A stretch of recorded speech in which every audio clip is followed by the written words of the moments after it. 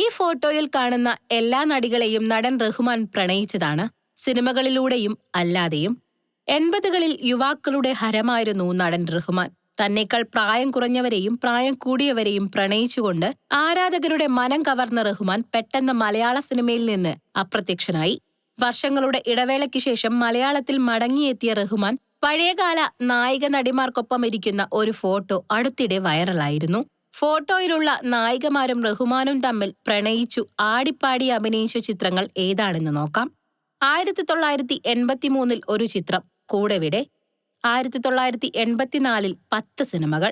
1985 13 സിനിമകൾ.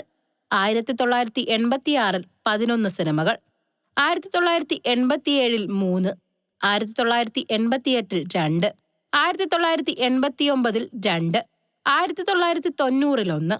അങ്ങനെ കൊടുമുടിയിൽ നിന്ന് പതുക്കെ ഇറങ്ങിയപ്പോൾ റഹ്മാൻ മറ്റു ഭാഷകളിലേക്ക് ചേക്കേറുകയായിരുന്നു.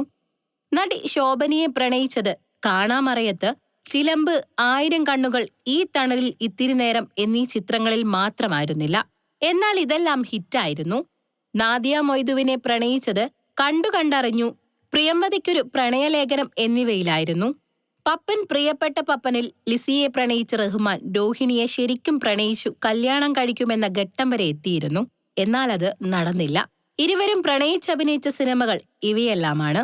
ഇവിടെ ഈ തീരത്ത്, ഈ തണലിൽ ഇത്തിരി നേരം, ഇവിടെ തുടങ്ങുന്നു, പറന്ന് പറന്ന് പറന്ന് എന്നിവയിലായിരുന്നു.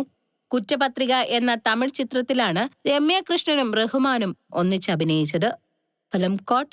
നിങ്ങളുടെ കരുത്തിൽ ഞങ്ങൾ ഉയരുകയാണ്. സബ്സ്ക്രൈബേഴ്സ് 10 ലക്ഷം കടന്നിരിക്കുന്നു. സ്വർണത്തളിക നേടാൻ സഹായിച്ചതിന് നന്ദി. നിങ്ങളും ബെൽബട്ടൺ അമർത്തോ.